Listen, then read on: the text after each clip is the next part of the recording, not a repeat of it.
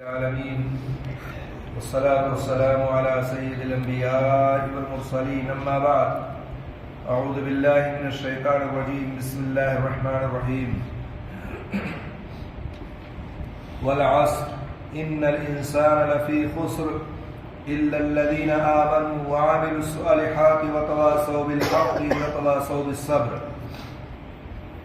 یہ سورہ عصر ہے اور مکی سورت ہے. سورتوں میں سے چھوٹی سی سورت ہے, بہت معروف اور مشہور سورت ہے. اللہ رب العالمین نے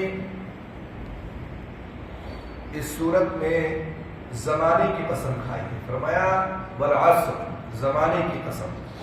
زمانے سے مراد شب و روز کی یہ گردش, رات اور دن کا آنا جانا اور ان کا ادل بدل کر آنا. رات آتی ہے تو اندھیرا چھا جاتا ہے, دن طلوع ہوتا ہے تو ہر چیز روشن ہو جاتی ہے. اس کے علاوہ کبھی رات لمبی, کبھی دن چھوٹا, کبھی دن لمبا, رات چھوٹی ہو جاتی ہے.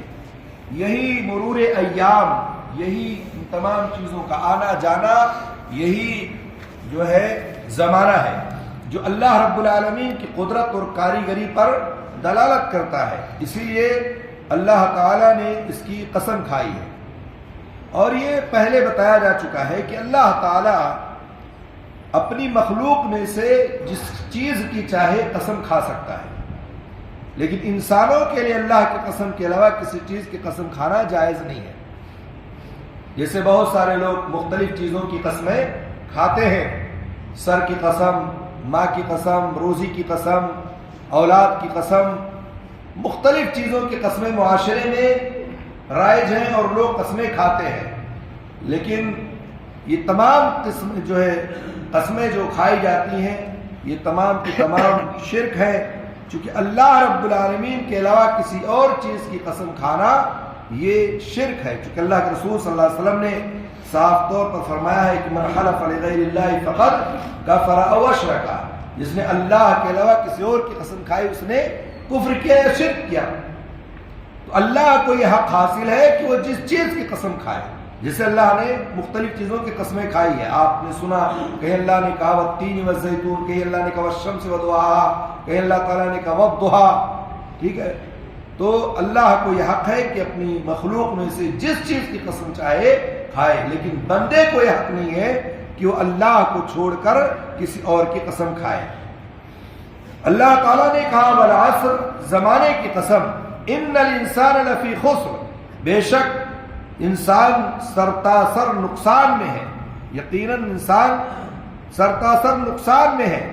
یہ جواب قسم ہے کہ انسان کا خسارہ اور ہلاکت واضح ہے کہ جب تک وہ زندہ رہتا ہے اس کے شب و روز سخت محنت کرتے ہوئے گزرتے ہیں.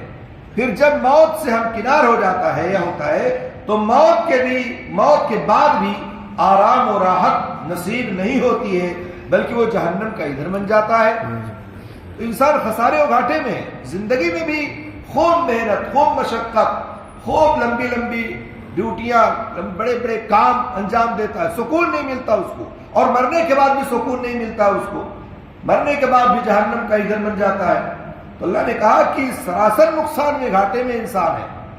لیکن اللہ تعالیٰ نے پھر استثناء کیا اور کہا الا الذین آمنوا وعملوا الصالحات وتواصوا بالحق وتواصوا بالصبر. کہا سوائے ان لوگوں کے, یعنی وہ لوگ گھاٹے اور خسارے میں نہیں ہیں جو ایمان لائے اور نیک عمل کیے.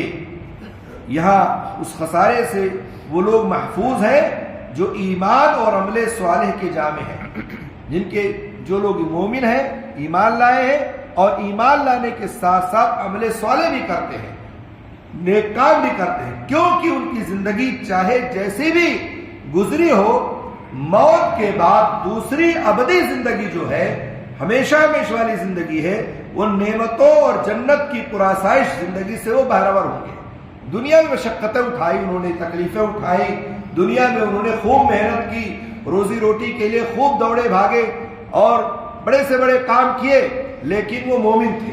لیکن وہ ان تمام بھاگ دوڑ کے ساتھ ساتھ ایمان والے تھے اور انہوں نے عمل صالح بھی کیا, نیک کام بھی کیا, اچھا کام بھی کیا. تو اللہ نے کہا وہ خسارے اور گھاٹے میں نہیں ہے جو مومن ہے اور جو عمل صالح کرنے والے ہیں. تو موت کے بعد دوسری زندگی جو آئے گی اس میں وہ آرام کی زندگی میں ہوں گے. اور اسی طرح سے اللہ نے پھر دو مزید صفات کا آگے تذکرہ فرمایا کہ ایمان اور عمل صالح کے بعد کہا وَتَوَاصَوْا بِالْحَقِّ وَتَوَاصَوْا بِالصَّبْرِ، اور جنہوں نے آپس میں حق کی وصیت کی اور ایک دوسرے کو صبر کی نصیحت کی. حق کی وصیت کی یعنی اللہ کی شریعت کی پابندی کی اور حرام چیزوں سے اور معصیت و نافرمانیوں سے جو ہے اجتناب کی تلقین کی. اس طرح سے یہ تیسری صفت. اور چوتھی صفت کہا کہ ایک دوسرے کو صبر کی نصیحت کی، یعنی مصائب و آلام پر صبر، احکام و فرائض شریعت پر عمل کرنے میں صبر، معاصی سے اجتناب پر صبر، لذات اور خواہشات کی قربانی پر صبر. صبر بھی اگرچہ تواصی بالحق میں شامل ہے تاکہ، لیکن اللہ تعالیٰ نے یہاں اسے خصوصیت کے ساتھ الگ سے ذکر کیا ہے جس سے اس کا شرف فضل اور خصال میں جو ہے اس کا ممتاز ہونا واضح ہے. تو چار صفات کا ذکر اللہ تعالیٰ نے یہاں کیا ہے کہ وہ لوگ جن کے اندر یہ چاروں صفتیں پائی جاتی ہیں وہ خسارے اور گھاٹے میں نہیں ہیں. ایک تو مومن، ایمان لایا اس شخص، اس کے بعد عمل صالح کیا اس نے، اس کے بعد حق بات کی تلقین کی اور صبر کی نصیحت کی. یہ چاروں صفتیں جس کے اندر پائی جائیں گی وہ خسارے اور گھاٹے میں نہیں ہے. یہ ایک چھوٹی سی صورت میں اللہ رب العالمین نے مومنوں کو مخاطب کر کے کہا دیکھو اگر چاہتے ہو نقصان و خسارے سے بچنا ہے، تمہیں بچنا چاہتے ہو تو ایمان لے آؤ، عمل صالح کرو اور حق بات کی تلقین کرو، صبر کی نصیحت کرو، انشاءاللہ کامیاب اور کامران ہو جاؤ گے. اللہ رب العالمین سے دعا ہے اللہ تعالی ہم سب کو قرآن و سنت کا پابند بنائے اور اس پر عمل کرنے کی توفیق عطا فرمائے. آمین رب العالمین. السلام علیکم ورحمۃ اللہ وبرکاتہ.